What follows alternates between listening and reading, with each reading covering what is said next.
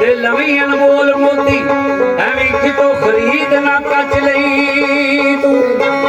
एवं तीर ना नजरां दा खा बैठी पहले किसे दी नजर विच जच लई तू जालिम नफ्स शैतान मरदूद कोलों लेके पीर दा नाम ते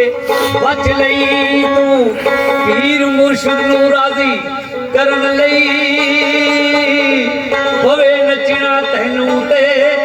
नच लई तू एक पीरो मुर्शिद दी शान च बयान करदे आ कैसे गल करदे आ